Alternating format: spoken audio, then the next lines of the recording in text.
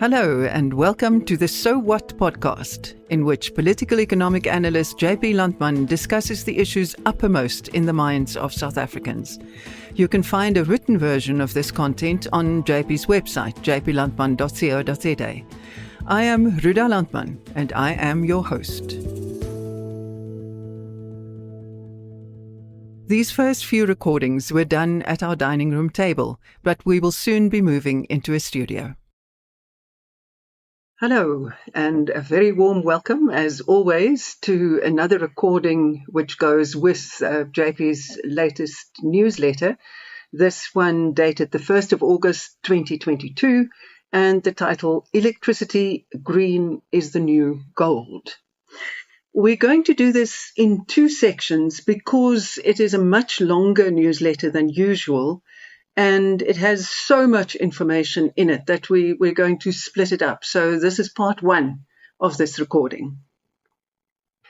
JP, I think before we get to the major thrust of this newsletter, we have to go back to the elephant in the room, and that is load shedding.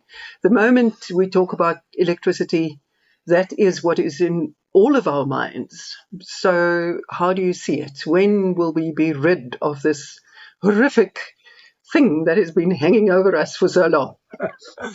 Indeed, it is the big elephant in the room, and it is the big constraint holding South Africa back. No question about that. It is our biggest crisis. The short answer to that is, I think, towards the end of 2024.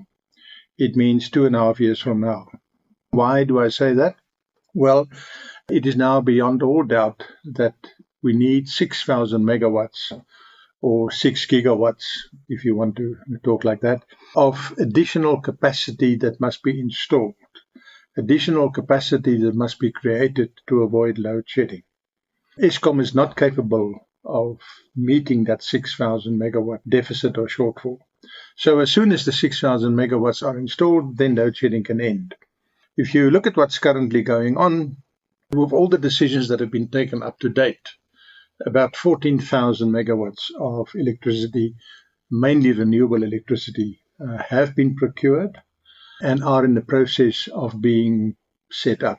In other words, the different projects by different entrepreneurs and companies must reach financial closure. Then they must get technical approval and link up to the Eskom grid, and they must be built. And on average, it takes about 12 to 18 months to build a solar farm. A wind farm perhaps a little bit longer. So if you say that we wait 2 years from where we are now with the 14,000 that we have been procured, then you're looking at the middle of 2024. Throw in a few extra months and you're looking at the end of 2024. So I think there's a very good chance that by the end of 2024, the country will be able to produce from a variety of sources the electricity that it needs, and that will end load shedding. But I think the one thing we must all accept, internalize, is that there is no switch that can be thrown to just end load shedding tomorrow. Oh, absolutely. It's a very critical point. Indeed, we must accept that this is a problem that is built up over many, many years. And it's a problem that got worse as the years went along. And you're not going to fix it as you say, with the flick of a switch. It's not going to happen. What is also not going to happen in the short term is that we're not going to see a substantial improvement in Eskom's efficiency in what is called the energy availability factor. That used to run above 75%. That's the benchmark that has always been worked to. At some stage it ran above 80%. That has now come down to 60% and some weeks even lower than that. That's the reality of an old plant. That's the reality of old equipment. And that reality will not change. And I think there's a growing acceptance of that. The Minister of Energy, Mr. Gwede Mantashe, liked to jump up and down, and say Eskom has become more efficient and so on and so forth. Well, you can't get blood from a stone. It's not possible. So yes, there's no quick fix. It's old equipment. The deficit is 6,000 megawatts. It'll take until the middle end 2024 to fix the deficit. That's how long load shedding will be with us. Okay, so now let's turn to your newsletter. The heading is Green is the New Gold. It makes me think of Mango Groove and the Springboks, and when they sang we go for gold, our blood is green. But this is a different quote. There have been 3 major announcements. Is it in the last week? Yes, indeed. In the last week of July, we got 3 very big announcements around electricity. The first one was the president making a TV address to the nation on electricity, where he spoke about the short-term problems and fixing Eskom, but they also spoke about the longer term.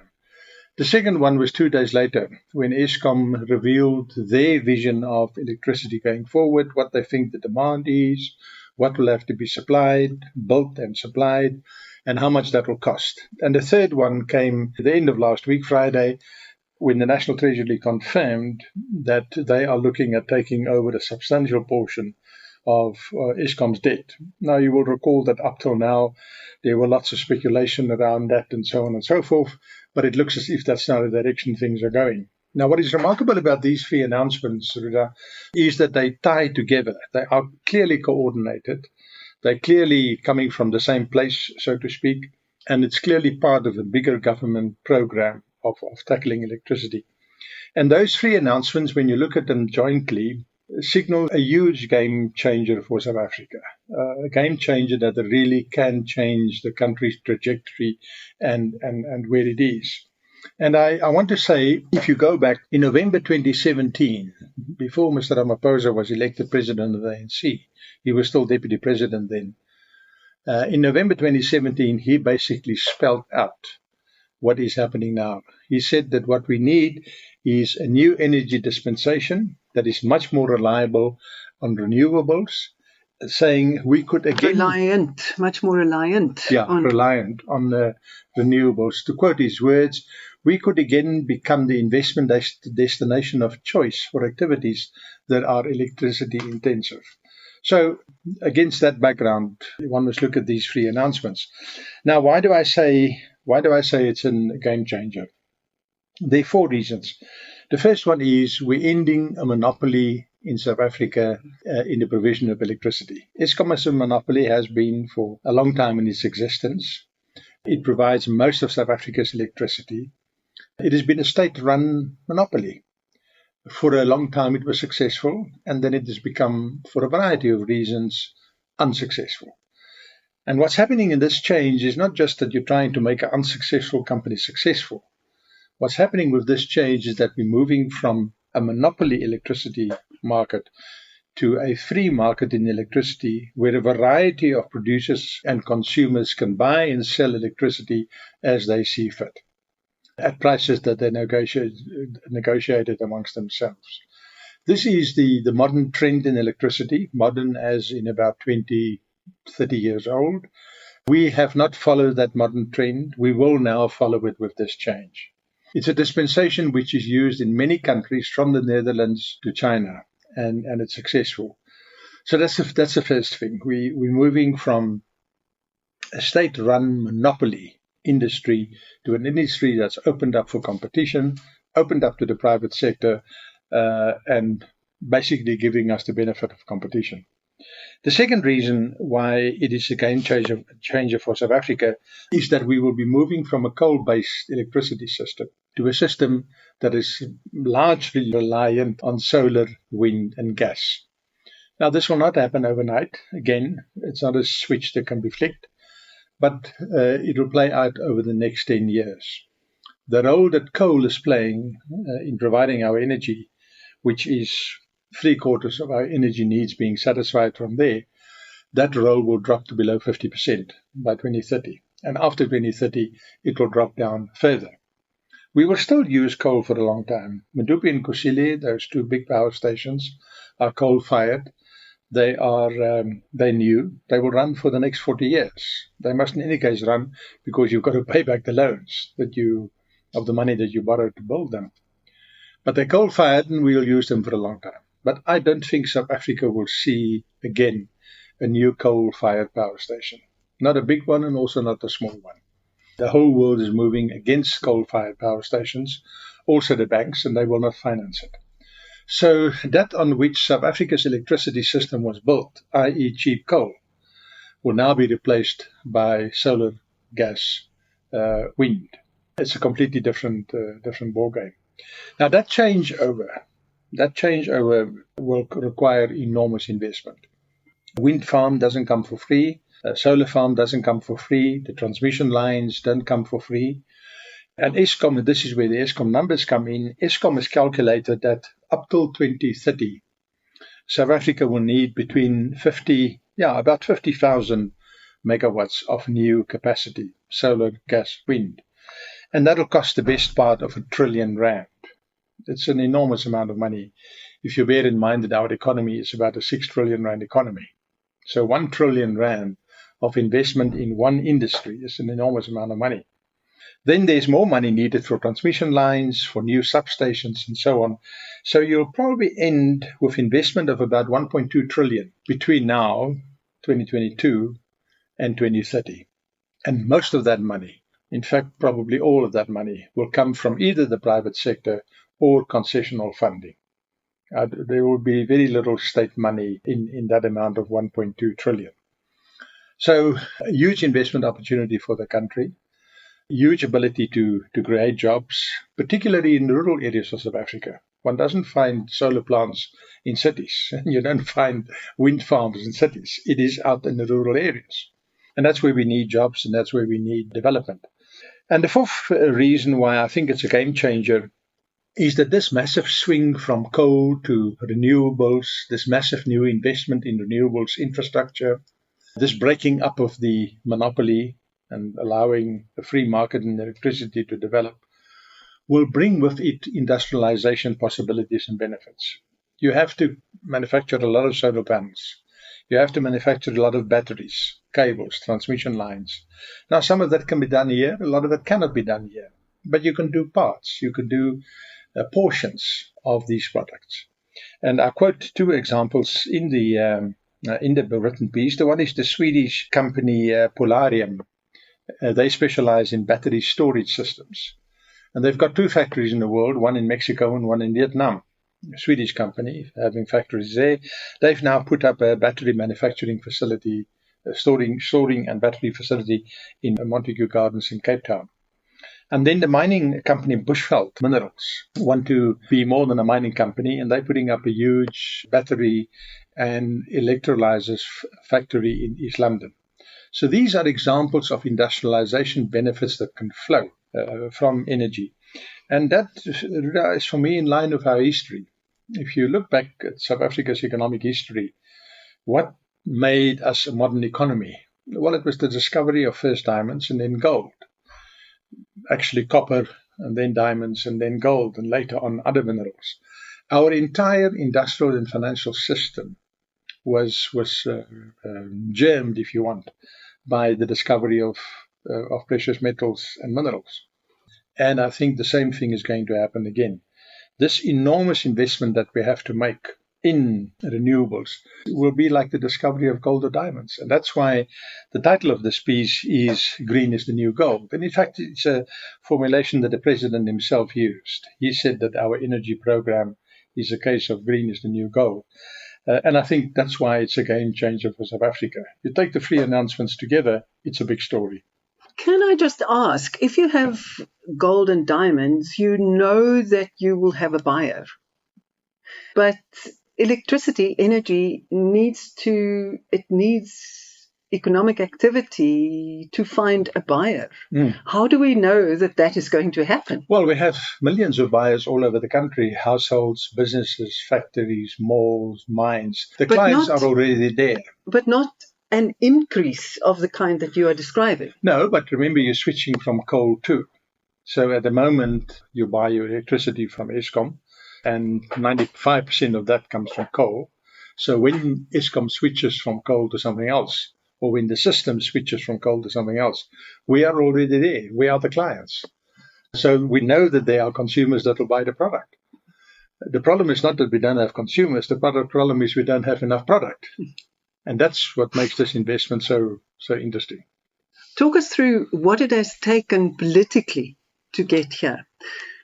Mr. Ramaphosa, the president at the moment, was put in charge of the so-called Eskom war room. When was it? In 2014? December 2014. Why has it taken 8 years? That's a very good question. A very, very good question. He was put in charge by then President Zuma in December 2014. In the beginning of 2015, it looks like if it was March 2015, February or March 2015, in other words, 2 or 3 months after he was put in charge of the war room, he reported back to President Zuma and he said, look, I cannot get my hands around Eskom. There are too many entry points and there are too many people involved and coming in with all kinds of ideas and agendas. Now we can only speculate on who the people were and what their agendas were. So he recommended to President Zuma that the war room be disbanded and that the CEO was appointed. At that stage, he was only an acting CEO. That the CEO was appointed and must run the place and who can be held accountable. Zuma accepted those recommendations, and in April 2015, the then Minister of Public Enterprises, Lynn Brown, appointed Brian Molefe as the Chief Executive of Eskom. So by March, April 2015, 4 or 5 months after he was put in charge of the war room was gone, Ramaphosa was out, Brian Molefe was in charge, and as the saying goes, the rest is history. So it is incorrect to suggest that he's been around for 8 years dealing with electricity. That's not the case.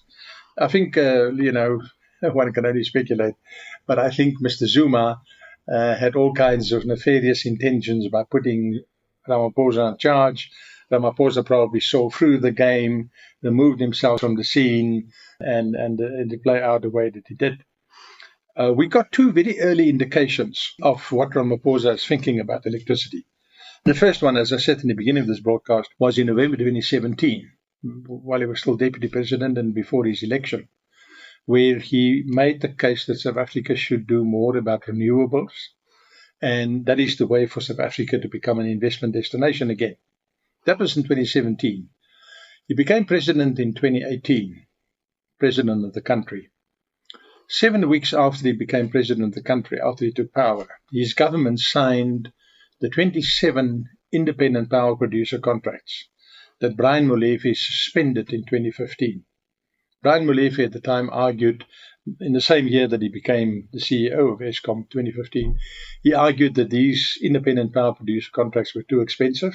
The price per kilowatt hour was simply too high. And on that he was right, but one must see it in a particular context. And he said nuclear would be a better option. He punted the example of Kuiberg and how well Kuiberg has served Eskom and how well Kuiberg has served South Africa, and he wanted to go for nuclear. Now, he then suspended those 27 independent power producers contracts. And it was a tragedy. It was a tragedy because it brought the whole independent power producer program to a standstill. There was a factory in Durban that produced solar panels. Well, it had to close down. People lost their jobs and the capital was gone. So what Molefe did was a real tragedy. 7 weeks after he took power, the Ramaphosa government signed those agreements and the process could get going again. So those 2 very early indications told you very clearly where Ramaphosa was going. Then, of course, it took time. In 2019, we got February 2019, a year after he became president. He made a very important policy speech in the State of the Nation, and he said Eskom will be broken up. At that point in time, a lot of people were against this. Unions were against it. People in Eskom itself were against it. Consumers were against it. Activist NGOs and so on were against it. I think it's safe to say that a minority of people understood and supported the decision in 2019. But he announced and he went for it. And he did so 3 months before the general election. Let's not forget that. He could have waited until after the general election. He did not. That was in 2019. It's now 2022. And what you see if you look back over time is that he's consistently pursued this vision that is now busy unfolding. In the written piece, there's a timeline of political decisions taken by the government. And since 2018, the Ramaphosa government has taken 12 political decisions. 12 political decisions on electricity supply. And the cumulative effect of that is now coming through very, very strongly. And that's what we saw in the last, in the announcements, the 3 announcements last week. So it is worth our while, Ruda, reflecting back that when those independent power contracts were signed, there were strikes and blockades in Tshwane on the N4. Coal truckers blocked the highways and the streets. Nobody could move. They did that not once, but more than once. They launched court applications all the way to the appeal court in Bloemfontein to try and get the government to stop signing those agreements. Those against the splitting up of Eskom didn't let up. So what looks today like very logical things that were supported by everybody, in fact, were not logical things for many people. And there are still people opposed to it. I mean, this past weekend we had the ANC's policy conference, and the SACP was very unhappy about what's happening in energy. You can now go on certain Twitter feeding lines, and you will see the unhappiness with the decision. So it's not that the nation is behind the idea. In fact, the nation is not behind the idea, but he's pushing ahead slowly and he's getting to where he wants to be. So my view on this is you can love Ramaphosa or hate him. That's absolutely fine. You can love his strategy of moving slowly, building consensus, getting people to come along, or you can hate it. But you can't deny the results. What we're having today started in 2017, if you go by public pronouncements. It's now 5 years later. And it's playing out in the way that he set the vision 5 years ago. I think that's a testimony to his political ability. I almost want to say it feels as if the role that Gwede Mantashe has been playing is almost indicative of this tug of war, political tug of war that's going on. You say the nation, but more specifically within the ANC. Oh, absolutely. It is indicative of that. And the fact that these things are happening and that Mantashe is coming along tells you the success of the president's strategy. We know that he's a coal man. We know that he would like to extend the life of the South African coal industry. We know that he's skeptical about renewables. None of these are secrets. But he's coming along. He's not resigning from cabinet. He's not mobilizing opposition against it. In fact, he's helping the president to get the ANC over the line on these issues. So his obstructionist approach is indicative of how divided South African society is. And the fact that the president is bringing him along is indicative of the success of the president's approach and strategy. And that's why I say you can love Ramaphosa or hate him, but you can't deny the results. Okay, let's break this recording here, simply because it gets too long. Yes. And then we'll make a second episode to cover what looks to me like frequently asked questions. Will it be implemented? How much of the IRP 2019 has been implemented? And is that an indication of the future of what's happening now or not? Eskom's debt. What about Eskom's debt? So let's do that in a separate package. So for the moment, thank you very much and goodbye.